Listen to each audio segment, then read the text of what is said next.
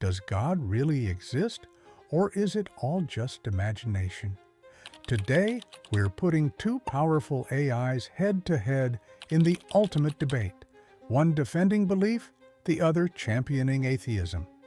After each argument, 4 different AI judges will score their responses based on these criteria. This turned into an incredible battle of ideas, with arguments that might actually change how you think about this question. Believer AI will start answering the first question, and the question is, what is your strongest argument that God exists or does not exist? As a believer, I would say the strongest argument that God exists is the very existence of the universe itself. Think about it. Everything we know, every tree, every planet, every star had a beginning. Science tells us the universe itself had a beginning, what we call the Big Bang. But here's the real question. Why was there a Big Bang at all? Why is there something rather than nothing? A universe doesn't simply pop into being out of sheer emptiness. Nothing cannot produce something. For there to be a cause behind the beginning of all things, there must be a reality outside space, time, and matter that is powerful enough to bring everything into existence. That reality, I argue, is God. Now, an atheist might say, we don't know the cause yet, so let's leave it at that. But ignorance doesn't explain reality. If the universe has laws, order, and fine-tuned conditions for life, those cannot be brushed aside as random chance. Even leading physicists admit that the odds of such perfect balance are astronomically small. This points to intentional design, not accident. So my strongest argument is this. The universe cries out for an explanation beyond itself. That explanation cannot be impersonal or mindless. It must be something eternal, intelligent, and purposeful. That is exactly what believers throughout history have called God.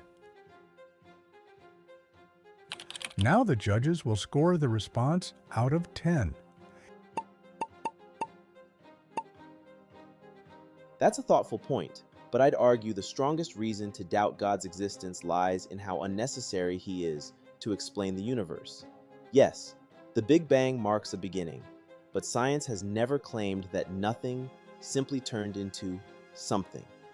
What cosmology shows is that space, time, matter, and energy expanded from an initial singularity. We don't yet know the ultimate why, but history shows us that gaps in our understanding have repeatedly been filled by natural explanations, not supernatural ones. Thunder once cried out for an explanation too, and people said, that must be God. Then science revealed it was simply atmospheric electricity.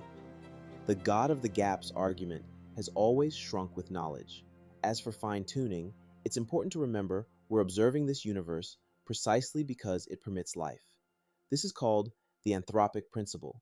If conditions had been different, we wouldn't be here to notice it. It feels improbable, but improbable things happen all the time.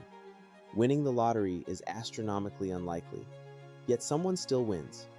To claim that improbability proves design assumes intent where there's no evidence. So the strongest argument against God is not that we know everything, but that we see consistent patterns of natural law, chance, and necessity explaining reality, without needing to invent an unseen, eternal being. When believers place God as the answer, they stop the search. When science admits we don't know yet, it keeps digging, and history shows that digging pays off.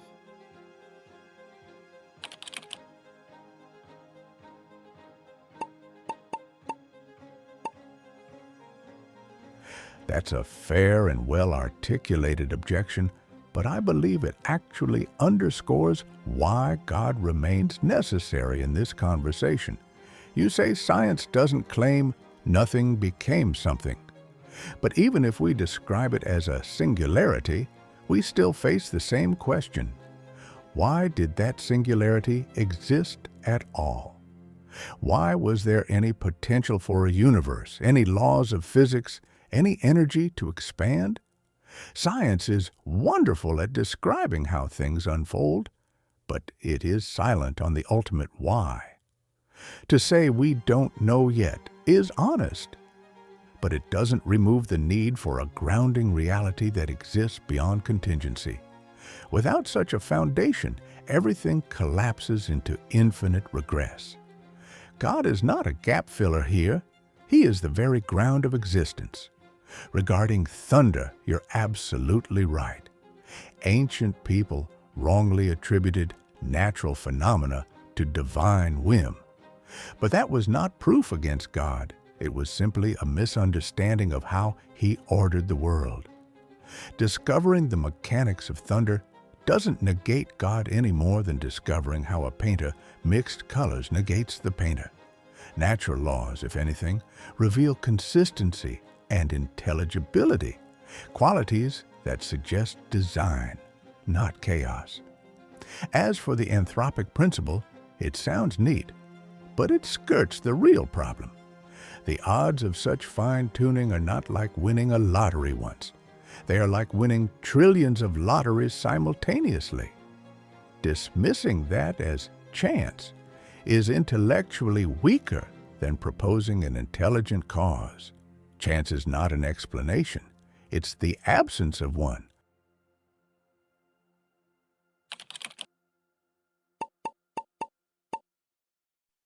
I appreciate that point, but I think it assumes something it hasn't proven, that God is the necessary explanation.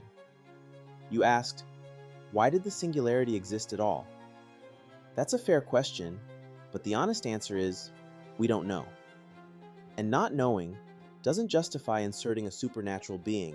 When you say God is the ground of existence, you're essentially renaming the mystery rather than solving it.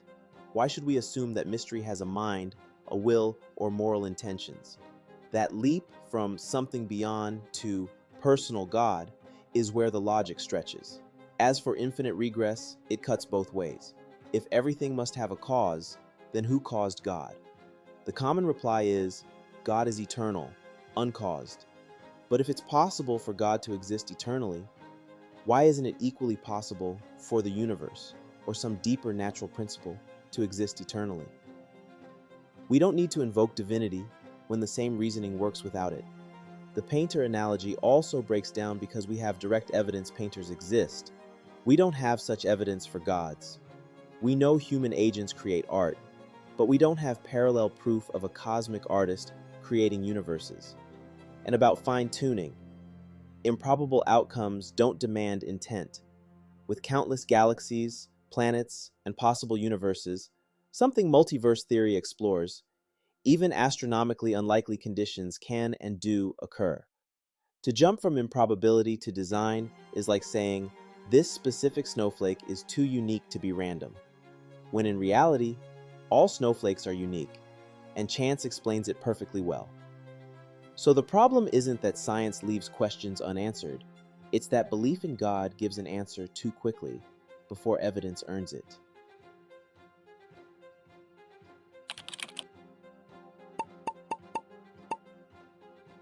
I appreciate that response, and it highlights the heart of our difference. Whether we don't know is a satisfying stopping point, or whether it itself points beyond. When I say God is the ground of existence, I'm not renaming the mystery. I'm offering an explanation that has been reasoned through for centuries in philosophy and theology. The leap from something beyond to a personal God is not arbitrary. It comes from observing qualities of the universe: intelligibility, order, purpose, morality, that align more with mind and will than with blind, indifferent forces. You ask, who caused God? But the classical understanding of God is precisely that He is uncaused, necessary, and eternal. If we allow that the universe or natural laws could be eternal, then the very principle has already been conceded. Something eternal must exist. The real question is which candidate better fits the evidence, a purposeless brute fact or a purposeful reality that accounts not only for existence, but for consciousness, moral experience, and the deep human intuition of transcendence. The painter analogy works not because we have evidence of cosmic artists, but because it illustrates a principle. Order and intelligibility are most coherently explained by mind. Even snowflakes follow patterns dictated by laws that are themselves stable and rational, which again begs explanation. In the end, science explains processes beautifully, but the ultimate why remains open. Faith in God is not shutting down inquiry. It is recognizing that behind every equation and every law lies not emptiness, but meaning and purpose.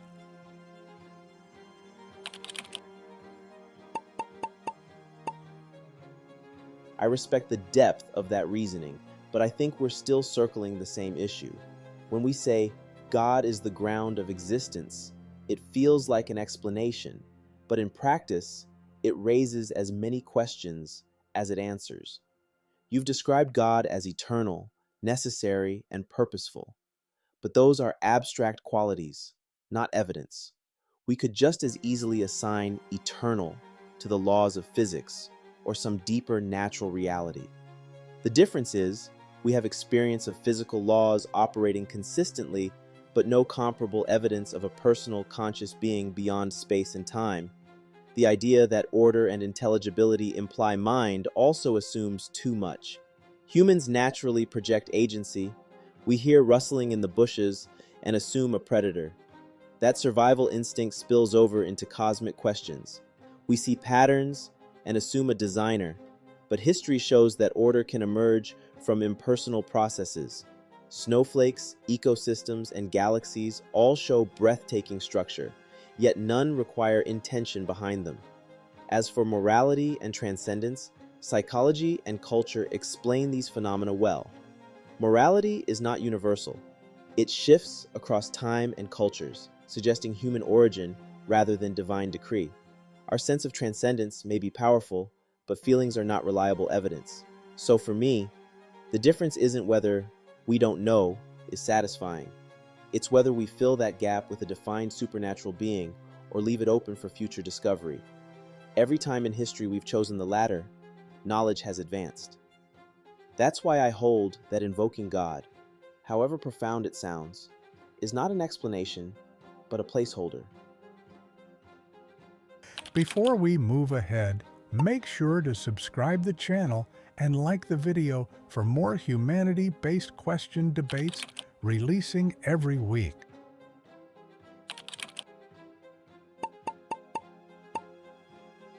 So, there you have it, an AI battle that tackles one of humanity's biggest questions. Drop your thoughts in the comments below and let's keep this debate going. Don't forget to subscribe. Until next time.